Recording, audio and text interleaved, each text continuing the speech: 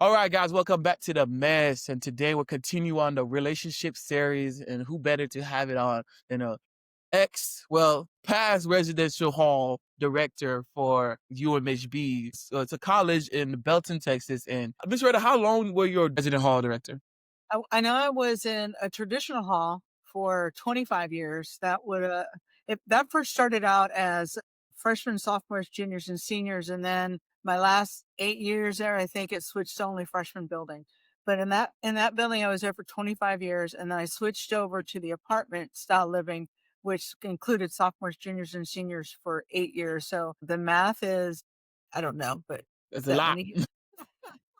The math is a lot. It adds up to a lot. Yeah, I don't have my calculator, so it's a lot of years. At least, well, over 30 for sure. At least. Wow, that's Yeah, insane. That's longer than I've been alive. And like the fun fact, I don't want to make it sound old, but fun that's fact, okay. weren't you my parents' dorm director or what was it called? Well, I was your mom's resident director, not your dad's, because I had a female hall, unless he Yeah. snuck in, but I don't he wasn't the kind to do that, so Yeah. but yeah, I was Wow. her resident director. Yeah, That yeah. is that's But wow. listen, I remember when they were dating, so Wow. but they were a good couple, no, they were a good couple, so yeah. That's good. We're gonna dive into a little bit of that later because Yeah, okay, okay. I Yeah, do wanna see how it sure. was like. Yeah, but Miss Red has been a very special person. He's a very special person to me. I started working in the organization that you work now, which is the Office of Kid and Diversity, my freshman year. That's where I learned a lot. And the fact that I'm able to do all of this stuff and manage all this is a tribute to what I've learned from you and Dr. Britt. And I do want to say thank you for giving me opportunity to learn and grow and to follow my dreams and stuff and giving me the tools to follow my dreams. So thank you so much for that. You're welcome. So like, what's the first thing that comes to your mind when you hear college relationships? Well, in my experience, a couple words pop out, okay? Challenging, okay? Mhm. They can be very challenging. I think because a lot of times, there's that you're moving away from home, there's a lot of restrictions that are no longer there. So it can be very challenging, which can lead it intensifies sometimes quicker than it would have if it was in high school. Because if you're in high school, mom and dad are there and they kind of set the boundaries a little bit. But in college life, that doesn't happen so much. So it can be challenging. It can intensify really quickly, but it can be a heck of a lot of fun if it's done right. So that's what I would say. That's what comes to my mind. Cause I mean, it can be fun. You just have to Yeah. know how to do it right. Yeah. Yeah, that's the thing about college. There's a lot of when you get away from home, there's no more leash, there's no more like boundaries, and a lot Exactly. of kids, it takes a while for a lot of kids to figure it out that okay, we gotta have some self control. We gotta have some self control. Yeah. It's Yep. like you all have freedom. Nobody's watching over you, and then you Well, just do whatever comes to mind. unless they have 360, but you can stay on college and still date without leaving, so they don't know where you are. So That is true. That is true. Okay, so in this episode, we're going to get to the bottom of college love, lies, and literal guilt. What is it called? What's this word? I put it in here. I can't even pronounce it. Liturgical ghosting. Okay, liturgical.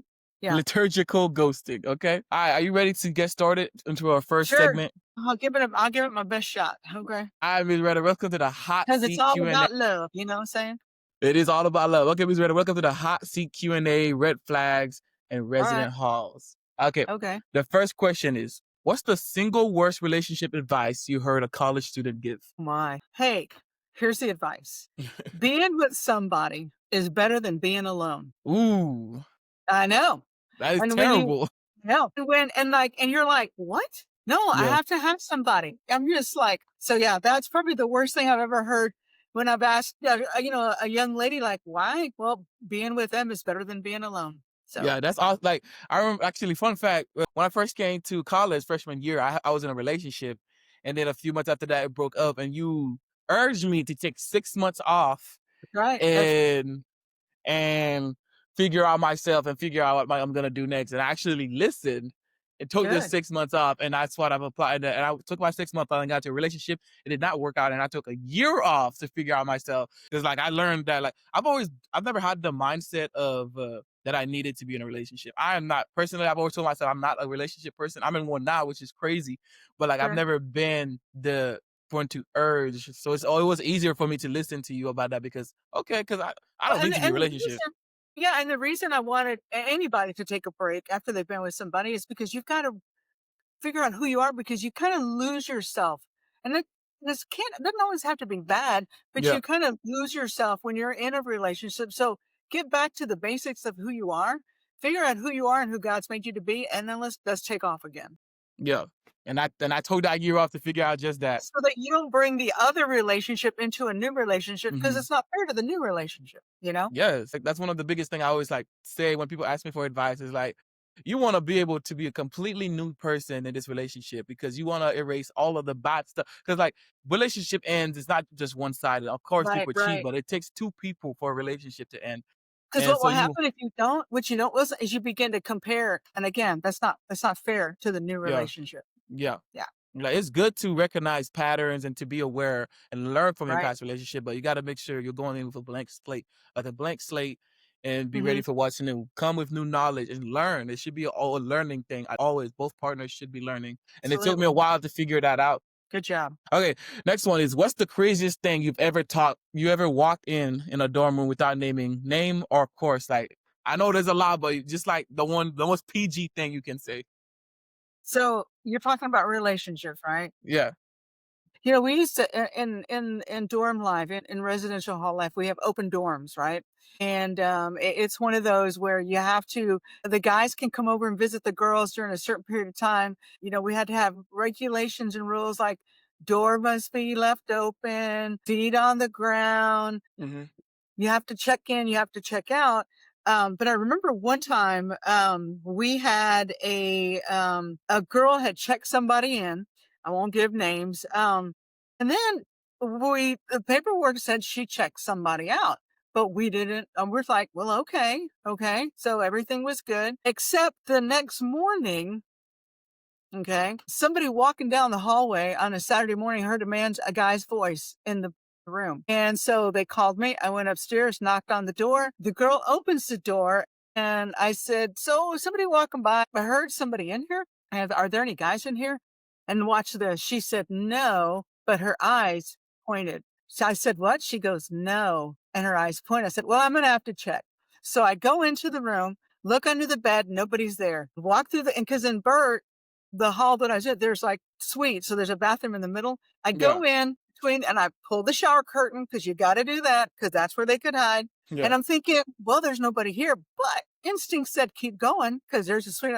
I opened that door. There's the girl who lived in that room was in the bed, sound asleep. So I thought, take a couple more steps, and there's a young man kneeling. He's got an ironing board and an iron and a shirt and his shirt. And he's like, and I looked at him and I said, excuse me, what are you doing? And he goes, I'm ironing my shirt. And I looked at him and I go, how are you doing that? Because the iron wasn't even plugged in. He goes, yes, ma'am. So we had to escort him out. But that was probably the craziest because he was dating the girl that went like that with her eyes. Her sister was her roommate Yeah. and she was spent the night. I mean, she didn't rat him out. Somebody else heard him, but she had to Yeah. go ahead and say he's over in the other room. But yeah, that was one of the funniest, craziest, because he said, I'm ironing. And I'm like, yeah, it's not even plugged up. That is so funny So right there. escorted him out. Yeah. That's hilarious. Okay. This next question is you were a preacher's kid and then a youth minister. In your Right. experience, who are messier in relationship? Preacher's kids or the kids who grew up with no rules? Hmm. Cause like the way I think about huh? No, go ahead. Go ahead. Cause like the way I think about this is like cause like preacher's kids, they grew up with nothing but rules, right? And then kids with no rules, it's like the way like it's the irony of how that works is the kid with no rules wants stability. They want a But here's the thing. foundation. They The want kids, structure. sure, but the kids with no rules, it's like you said, Yeah. they want structure, they want foundation. And it's almost like, the scene in the crucifixion when Jesus is on the cross and he looks down Yeah. and he says, forgive them, Father, for they don't know what they're doing. Well, they don't. Yeah. They don't have Yeah. rules. The preacher's kid, on the other hand, knows it Mm. and knows how to use it. Yup. Okay. So it's like, I know how to get around the system. Yeah. I know how to, it's almost like it's better to ask for forgiveness than permission. That's the preacher's not all preacher's kids, but I'm saying the ones who kind of mess up in relationships, it's like, yeah, I know how to get around the system. So Yeah. I'm going to say probably the preacher's kid. The preacher's Sorry. kid is best here. Sorry, my Yeah. fellow Yeah. PKs out I there. agree on that. Yeah, I agree with that. Okay, next one. What's a modern dating trend you've heard about that would have gotten someone kicked out of Burt Hall back in back? Well, the whole it started happening towards the end of my time there, but the whole meeting people online, it's the modern trend Yeah, that happens. And I remember, like, if they wouldn't get kicked out, but it always caused these alarms to go off because you're yeah, like, you're meeting people that you haven't even connected with, you yeah. know? So I'm not saying that dating online is a bad thing, but I think some more boundaries, some more education needs to be put out on that because yeah, it can cause some real issues. Like I remember this one time, this young girl, she actually was in my youth group and then became my resident. And she had a hard time dating people in high school. So all of a sudden, she's like, has this guy she's going to meet. I see her. She's walking out the door. I said, where you going? She goes, well, I'm meeting this guy. And I said, well, who is he? Because I knew her back in the youth group. Well, it's some guy I met online. And I said, is this the first time? Well, yeah. I said, where y'all go? We're going. And then we're going to go out of town. When I say out of What? town, they're going to, like, Killeen, and Killeen's not bad, but it's like she didn't even know this guy.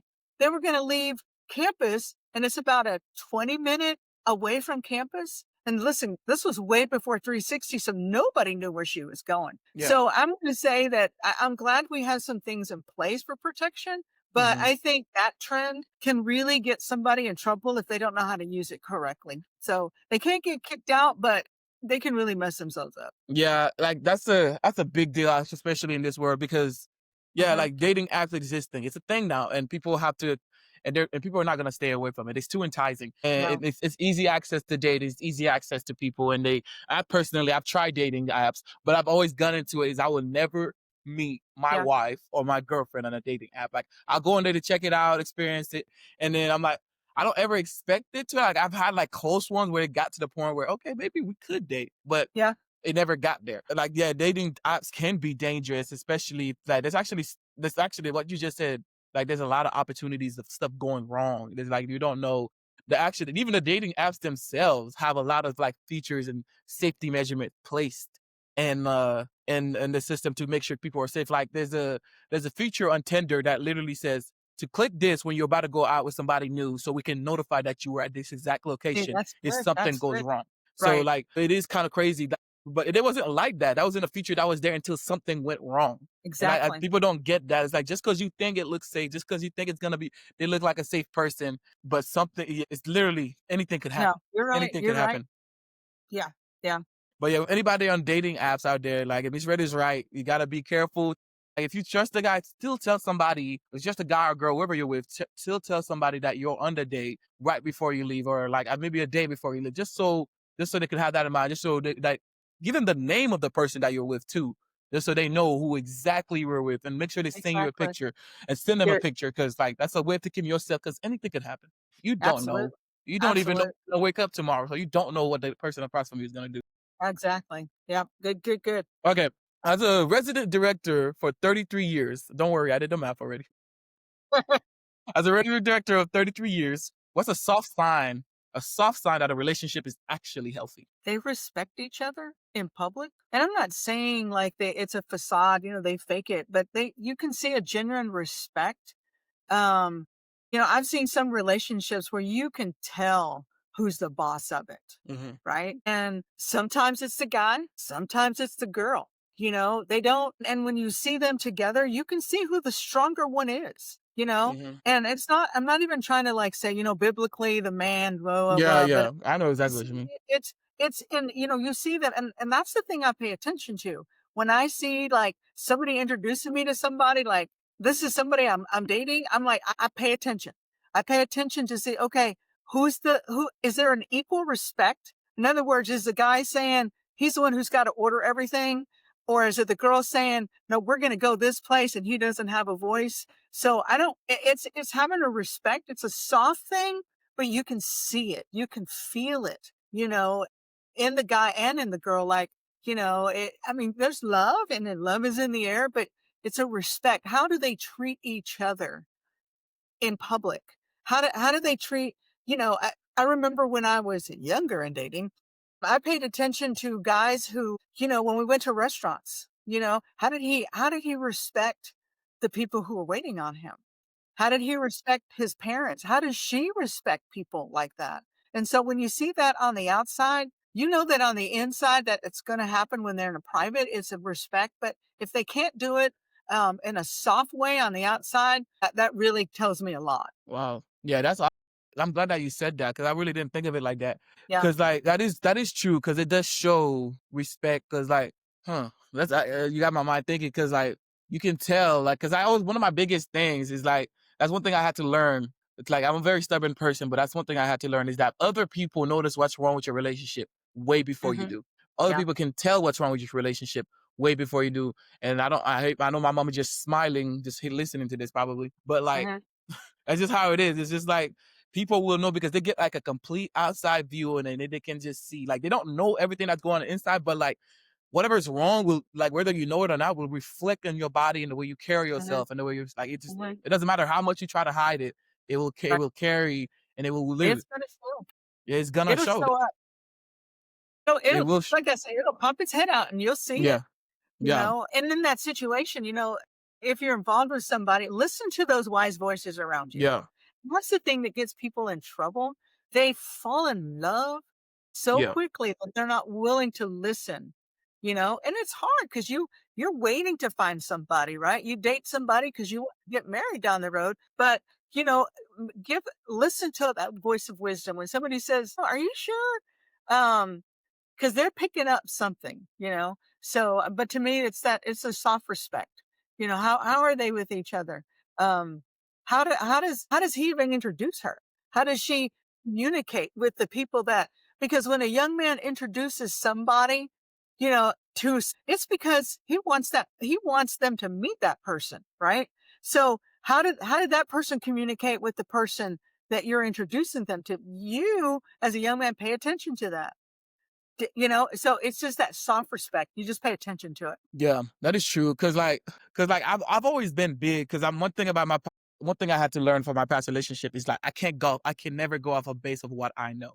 Like sure, sure, like I know how I should treat somebody, treat them like myself, but that's not all it Right. takes. Like I don't know everything about relationship, and that's really the reason why I literally started this podcast. It's literally like a love letter to my relationship that I'm in right now. Is to prepare myself and hear other advices and other things. Because it's like this is a big investment for me. It's a big deal for me, and I can't just go in with the person that I was a year ago Right. to learn the Right. building blocks of actual relationship for people like Absolutely. you who have wisdom like that. And it's just hard for sometimes. Some people are like so stubborn and so fixed on what they think is right, and Hmm. it's like that's why I had to overcome. Is like I have to listen to people outside of me. I have to listen to people who's been married for 30, 40 years, people who's been watching relationship go for 30 years, and it's just like what do I have in my 21-year-old mind that has over the years and experience of them watching like so I'm humbling myself. I created this whole series Good. based on the Good. sole fact of me wanting to learn about relationships and Yeah. how they operate and how I should think and how I should go into them. Because like when I first started out the series, I started out with my auntie who went through a divorce with a no very narcissistic husband. And I got all of the face front red flags. Like she opened my mind. Is like, wait, that's a red Mhm. flag. Yeah. That's bad. That's like, and I'm like, wow, that's insane. I didn't think of it like that. And I'm like, I'm glad that I got to sit down and talk to you on that. So yeah, That's it. to everybody that's new in a relationship right now, don't go based off what you know. Read articles, like even your favorite influencers, see how they treat, like your favorite influencer couple, see how they treat themselves. Like, cause literally they all have literally ground rules they follow. And so that they keep themselves like they have structures. They talk about it when either beginning or middle of the relationship and they check on it every a week or every month just to make sure everybody knows what they're here for. It's not something you can just wing because if you want it to last, you have to put consistent work in it. And Absolutely. it took me a long time to figure that out, and I'm glad that I have you and then my parents to tell me. Yeah. Okay, so this last question in the hot seat is describe the perfect couple that you saw in a dorm and how long did they last? Listen, when I was thinking about that question, like Like I'm not even gonna lie, there are these two couples that yeah. will always to me be the perfect couple. Now, they will tell you even today, both of these couples are married. Both of these Mm, couples are successfully married. But they will both tell you, but it hasn't been all, roses, 'cause there's struggles in marriages. There's struggles in relationships because you're getting yeah. to know somebody different. But these two couples, can I say their names? Of course. Okay. Let's do. The first couple is Mike and Kelly. Okay. If they ever see this, they'll go, no. But it is Mike and Kelly and Jay and Michelle. And they both had the same kind of relationship. They loved each other. You knew they did. Okay. The way they treated each other. But it was going back to what made them the perfect couple. They respected each other. And more than just, we talked about that soft thing, they respected each other even when they were like, oh, let's see, how can I put this? They respected each other's boundaries and gave each other space. What I see it happening to too many couples is that, and it happens a lot on college campuses, is that because okay, let's just be honest, you just kind of live together, right? You might be in one building or another building, but guess what? Okay. You go to breakfast together, you go to dinner, lunch together, you go to dinner together, you have classes together, you're surrounded with each other. Then you got to spend the evenings together. What I loved about these two couples is that both of them, all right, the guy and girl, both work on campus, and they learned how to be okay not being with each other all the time. And it allowed the other person to continue to develop the person that God's made them to be individually with other friends. It allowed them to be with other friends, that they weren't so consumed with each other that they didn't allow anybody else to come in. Because what happens if a couple does that and they're just so consumed and nobody else can come in, when that relationship doesn't work, what happens? They feel alone again. Yeah. But these two couples, they had friends outside of being a couple, but even when they were together, they didn't have to be all mushy. There's some couple like, you just have to always they knew boundaries. And I just love these two couples. I will always remember these two couples, because even when they would sit in the lobby, they would even they were aware that there were other people in the room. Yeah. Okay. It wasn't just them. There were other people in the room, and they engaged in those other people in the room. So I loved these two couples. That, to me, they got it at a young age. So I know it's possible. Some people go, well, I got to grow into it. No, it's possible. They set some boundaries probably before they dated, which is probably a good idea, to set up, your likes, dislikes, your boundaries. And then when it happens, then you've already had that. You don't change who you are. You fall in love with somebody, but you're not changing who you are. You're not changing who God made you to be. If a person is changing who they are to please that person, they shouldn't be with that person. Yeah. Okay. So not the person God's made them to be, but when I see that, they didn't allow each other to change each other necessarily. They allowed God to change them, but they respected each other always. And I just love that about those two couples, for sure. I do agree with everything you said, because it is easy. Like I've experienced it where I've been in a relationship where I just completely isolated myself in the relationship, and I don't ever did anything with that relationship, and I pushed everybody aside. And I'm like, because I thought that's what I thought a relationship should be, but it was not. And it was easier to do that because I was there. If we were there and we were living in the same place, it was easier to do that, to isolate everything else, to be solely focused on that. But that's not healthy. It's not healthy. And rules have to change, whether you're close and like you said before, you should have established rules, especially for long distance and when you're close together, and how you conduct yourself around people, because it is respect, and it is not respect to yourself, but it's for the respect for the people around you. That is something I'm going to think about more. Thank you for that. Okay. You're welcome. Okay, so we're about to enter into our light game, youth pastor or trauma bond. Are you ready? Oh, So I'm going to read a few statements, and you're going to decide if it is a youth pastor or a trauma bond. A youth pastor, which is good. A trauma bond, which is not good. Got it. I'm talking about, is the behavior of a youth pastor or a trauma bond? Okay. Okay, got it. Okay. Number 1, he keeps sending me daily devotionals and prayers requests for my ex. He's sending them to you, the girl, prayer requests for his ex-girlfriend.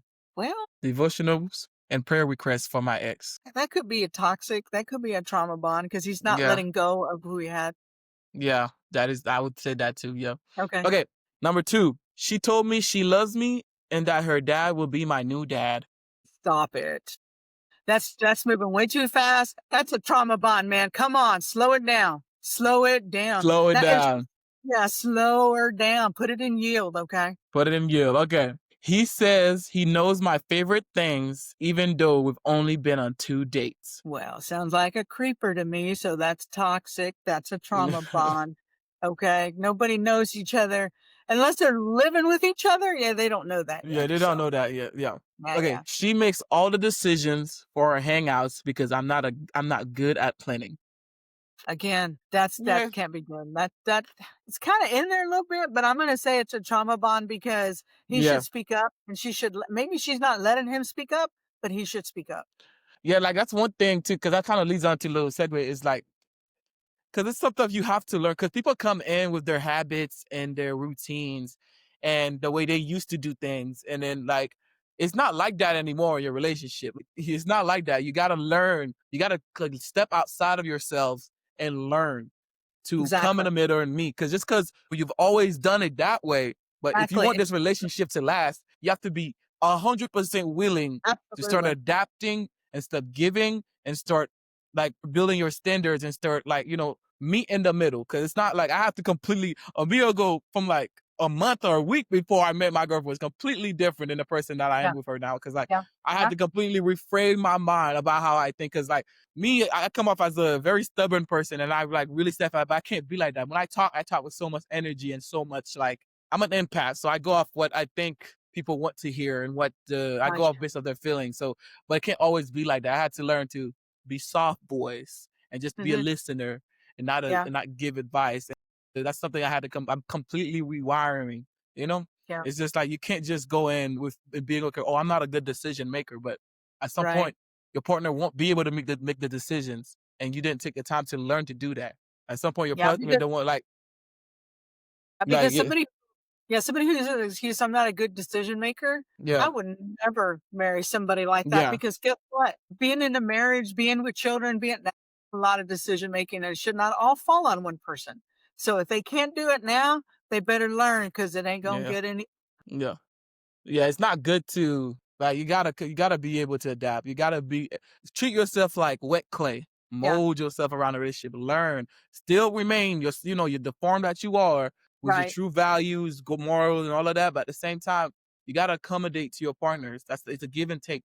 Relationship right, works like this. yeah. Okay. And the female or well male, whoever it is, doesn't need to cripple the other Yeah. person's relationship by continuing to make those decisions. Yeah. Because that can't be good, Yeah, because like honestly, it's gonna show up later. It'll show up later. yeah, like one of the running jokes I have with my girlfriend is that she loves to microwave her food and she doesn't really like to cook like that. I'm like, hey, we both gotta learn how to cook. You know what I'm saying? Because I love cooking. I love cooking. Yeah, I want to be cooking every day. I love cooking. But she's sure. like, oh, why don't you cook and I do the dish? I'm like, I'm not gonna be able to cook every day. You know? Right, that's So it'd right. be Good way great to if we put take that the time and person learn out. together. You know? Good job. Yeah, you're right. Because like I'm more than willing to learn whatever I need to do to make things happen. What's the most important relationship lesson you hope people take away from your 30 years of experience? The most important lesson, probably to know how to run the race. Yeah. Okay. Let me give you an example of this. And I think I've shared this with you before. A lot of times young people are they're just looking for that person.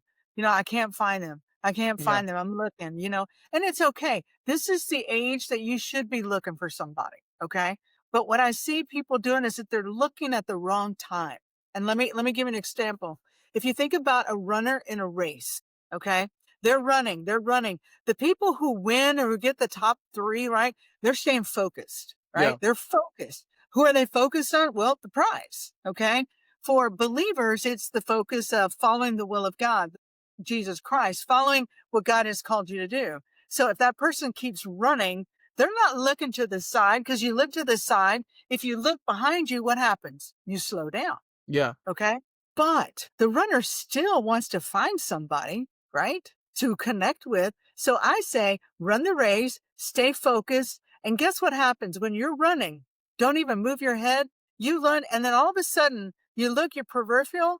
You don't have to shift your head. You don't have to go back, but you see somebody coming. That's the person that you want to be focused on because that person is also running with you. And if you're Yeah. having to look back, that means you're pulling that person up to be more like a Christian. Or if you're looking to the side, you lost your focus. You Yeah. stay focused. You let that person come here. I'm not even moving my head and I see my hand. That's the person that we're running the same race. So learn to run the race. That's going to be my greatest thing I can tell anybody who's looking for somebody. Because if you're looking back, you're pulling them. If you're looking to the side, you lost the focus. So that's Yes, my, I love that. I love that analogy. I'm gonna write yeah. that down actually, because Okay. my mom's biggest thing, because I remember I had my mom on the podcast a few weeks ago, and she said something like this, but she said it in a different way, that she has standards and she did not waver from it whatsoever. Right? She had standards Exactly. for her Running the race. relationship, and she Yep. had the way she said, "This is exactly what I want, and I'm not gonna compromise from it." Mm-hmm. Like that's when the term. That's why you got to think that when people that are not relationship, that are struggling to find a relationship, the term that there are many fishes out there, and there's a fish just for you. There's a fish who wants to run the same race for you. So you don't have to settle with nobody that's not meeting your standard. You don't. You don't. Just run your race, and I promise you that fish is gonna swim right along with you down the As stream. long as, and listen, if you're running that race and you're involved in a relationship and that person starts to pull back, and all of a sudden you're like, yeah, then that's a Don't. person you shouldn't be Yeah. with. Yeah. You know? Don't do that. Uh-uh. Yeah, don't ever do that. Don't ever stay true to that. And that's something I've learned to believe in, and that's how I'm always gonna be. It's like if we're not Good. running the same race, because I don't want to be coaching nobody. I don't want to be teaching No. nobody. Like we're gonna set our rules, we're gonna write them down, and we're gonna follow them. We're gonna run the race because we both have goals. We want the relationship to last. We want to get married. So that's what you should do. That's what every relationship should do.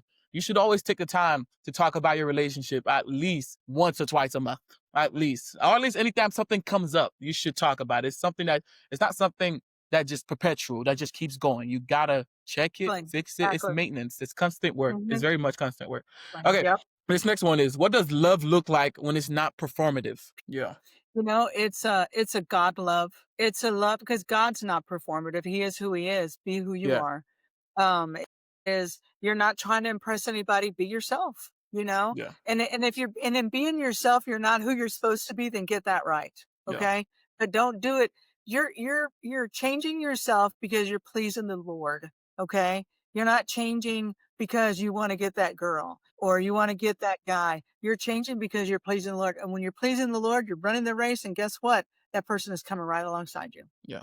That's awesome. Like even like for you non-Christian listeners, it's like you have a Yes, goal set to it. exactly. You want if you have a goal, you want financial stability, you want a good family, you want to break the cycles that you grew up with. Put that at the end of the track. Put that at the end of your race, and Exactly. only look towards that. Don't Exactly. look at nothing else, Know your left or goal. right. Know your goal. Know your goal. Yeah. Even when you're like in college, know your goal. What's your end game? All right. And if somebody's coming alongside you and they're not do the same end game, guess what? Let them go join another race. Okay. So Yeah. we're gonna wrap up here. Do you want to say where can people find you and your work with OKD and what Yeah. UMHB? Yeah.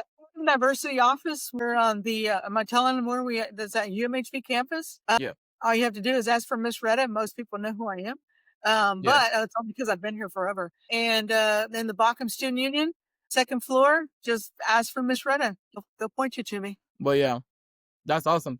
Yeah, check me Retta out. Great person to be around. Okay, we're gonna wrap up here, and with the one word, I did this with Dr. Braid. The one word that I chose to describe her was relationships. Wow. A relationship.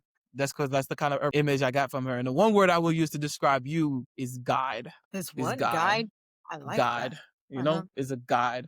I like that because you've guided me to a lot of stuff in the past 2 years, and that's what. And you've got a lot of people too. I see it. I was in the office working, so I just see a lot of people just come to you for advice, and you just guide them to the right direction. So for you, I'll give the word guide. But anyway, anyway, thank you so much for watching The Mesh. Also, thank you so much, Miss, for joining. Absolutely. See you soon. Okay. Howdy. Say bye to The Mesh, Miss Retta. Thank you. Bye, Mesh.